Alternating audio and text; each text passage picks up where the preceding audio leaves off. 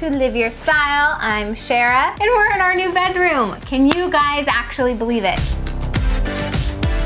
So I know I've been teasing a long time on Instagram and even on here. If you guys aren't following on Instagram, you're gonna want to because you're missing out on all the good content. A couple of weeks ago, I showed you like little close-up moments of the different furniture that we've been receiving from Article. We're partnering with them and doing a couple of videos within this series. They're awesome. Their furniture is so great. It's beautiful. I'm just so excited. Today, I really wanna focus on the bedroom. I'm gonna tour you guys through this bedroom, what I did in here. And then I also just wanna talk about some of the things that I did to make it feel like a home, to make it feel personal, to make it really come together and feel cohesive and cozy. Do you guys want to get into this video? Before we do, hit that subscribe button, thumbs up the video, hit the little bell, and answer today's question in the comments below, which is, do you guys like our new intro? We took off the old little jingle, we put in a new jingle, a new little song. It's kind of fun. I thought we'd just change it up because we're starting a new series, and why not? It's like the perfect time to do something different. It's just warm, heartwarming, and exciting, and I'm just so happy you guys are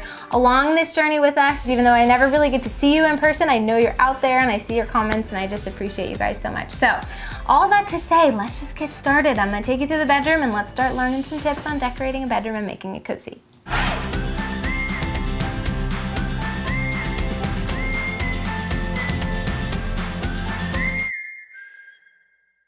Also, you guys, if you see any of the products in this space, I'm going to link them all. Pretty much everything except for the dresser because it's an antique, sorry, is gonna be linkable down below because I know you guys always ask me where I get stuff and you want everything sourced and I can't always find it. Everything's new, so I know exactly where to find it. I'm gonna link it all below. I'll put it on my website if you guys are ever over there. So if you have any questions, you can also comment, but take a look at that description box first, you know? Okay, so the first thing that you would need to decide when you go into a bedroom, the first thing we decided was where is our bed gonna go? You gotta choose which wall it's gonna go on. For me, I always look for what do I see first, but also you have to look at the functionality and you have to be practical, and you really want your bed to be on the biggest, most uninterrupted wall. So for us, right behind me, the first thing you see is this beautiful window, but it is attached to a wall that has a closet door that opens, and if we were to put the bed on that wall, we wouldn't be able to put side tables next to the bed because it would basically allow that door to just be stuck and it would never be able to be opened. The next best bet was to put the bed on the longest wall. I mean, it's huge. It's like a very big wall over here. And it was fun because I had a lot of space. I have a lot of extra space on either side of the bed. I could do matching nightstands, but you will notice our bed is a little bit different than it used to be. We went from being a high king on the hill to a very low, relaxed, a little more Scandinavian vibes in here. And yes, the style in this home is so different than our last place, but I kind of figured why not? We wanted to do something really fun and different and kind of experiment with our styles and go with something that's a little bit bolder, change up the wood tones, and go with a really low to the ground bed. It was a little bit of an adjustment, but like after the first 24 hours, we are like absolutely in love with this concept of just falling into bed instead of climbing up to bed.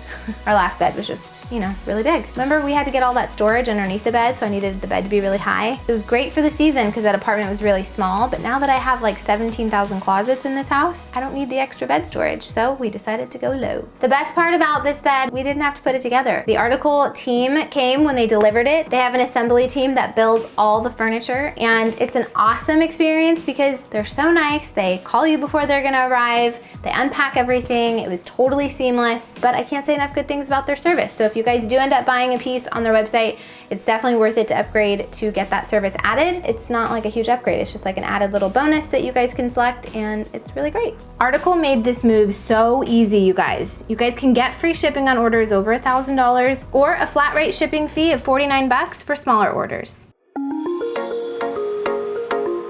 The second important thing is you wanna make sure your bedroom flows. So what do I mean by that? Well, you wanna make sure that your walkways are really defined. You wanna be mindful that you don't put things that are maybe too wide or too deep that are gonna impede on those walkways. And you also wanna make sure that you are clear of any doors that need to open and close. I know you don't always have big rooms. I just came from a very small apartment where we didn't have a lot of space, but we made sure to do things like put a rug down. That will really help the bed feel grounded and make sure that the walkways and things are a little bit more isolated and guided. And then using things like curtains. Curtains are really gonna help frame the room. They're gonna make the flow of your bedroom just feel flowy and substantial.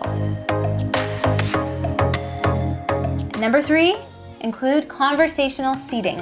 I know this is not possible for everyone. If you do have the space, I really encourage it because, I don't know, it just adds another level of coziness and conversation and engagement and, you know, a little vignette that really complements the rest of your room. You could do something like a chair and a little side table where you can have your coffee in the morning, or if you don't have that much space, for us, we just put a bench in front of this window, and it's actually a really great place for Tyler to be able to sit down, put his shoes on. Scout sometimes comes up here when we're gone and she can look out the window. Just a nice little added touch of a piece of furniture that kind of frames this window really nicely and makes it look really cute.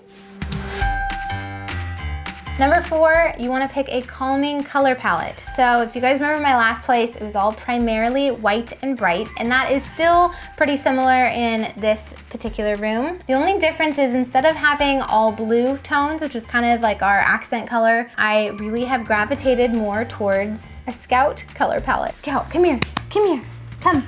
Oh, you're so sleepy. Oh, he's a bag of bones today. Can you look at Elena? Look, so really Scout embodies kind of our wonderful color palette. We've got some mustard, we've got some rust, we've got some cinnamon colors going on. If you guys can believe it, I only have 2 throw pillows on here as of now. I can't promise that won't change in the future, but with a low headboard, you gotta kind of improvise and go a little bit lighter with those big pillows. We picked a color palette that was really earthy, I think is kind of a good way to describe it. We wanted to have a really pretty backdrop. We wanted it to feel a little more Scandinavian, but also bring it into a little bit of a modern feel without being like totally modern. And I think that we really achieved that by having our linen duvet cover and our really cozy rug that's like whitewashed cream with a little bit of a gray pattern on it. Ties in with the headboard really nicely. And not only does your color palette put your mind at ease, but achieving symmetry, which is number 5, is really a great way for you guys to make your homes feel cozy and to make them feel not just like a sterile house, but actually feel like a home. So I achieved that by obviously having matching nightstands. These are from Article and they are so beautiful. I love the wood finish. It matches great with our dresser. The drawers move in and out really well. It's so spacious. If you guys don't have the budget to have matching nightstands, when we first got married, we had 2 completely different nightstands, and to be honest, that's not that big of a deal. What you see the most are gonna be your lamps, so make sure that you invest in lamps that are the exact same. If you can find a lamp that is the same shade and it's a similar size, but not identical, that's okay. And also with your nightstands, as long as they're the same height, you don't have one that's super low and one that's super tall, they don't have to match if you don't have the budget to get matching. One thing I do recommend is you don't necessarily wanna buy a set where your nightstands match your bed, which matches your dresser, which matches your bench, because then it just feels all same. You can have the textures kind of speak to each other, be different shades, but be different but cohesive. That makes sense? In order to free up some space on those side tables, I opted for these really cool sconce lights that go on either side of our bed. These are obviously very different than anything we've ever done before, but I love the look. I love the fact that they are movable. I can move the lights in or out. They have like a little switch that's right by the bed, so they're easy to turn off. And I love the black metal. It ties in with our black frames. It just makes the bed look really established, but also not too like perfect. The fact that I have a lot of casual linens and like some cozy textures makes it feel lived in, but it also has like a nice little outline of a room. I have a couple extra elements that really take it over the edge, like number 6.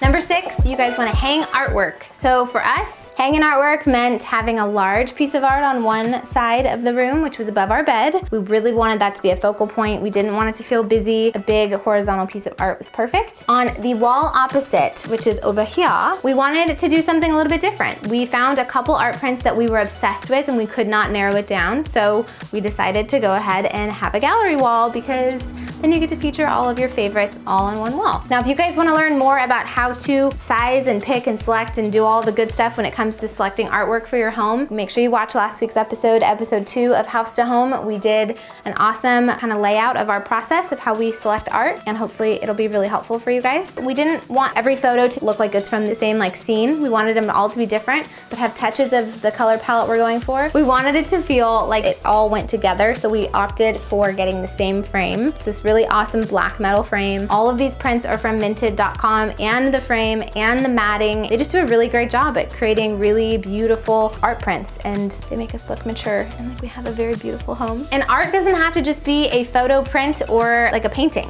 It can also be a really cool mirror. We have this awesome leaning mirror that we got at Article that's probably one of my favorite mirrors ever. So when you're getting ready in the morning, this is Tyler's closet. My closet is in a whole different room. I'll tell you that later on in the series. But Tyler needs a mirror to like check out his outfit, make sure his shoes go with, you know, his shirt and all those lovely things. Make sure that artwork isn't just, you know, your typical piece of artwork. It can also be a really cool mirror.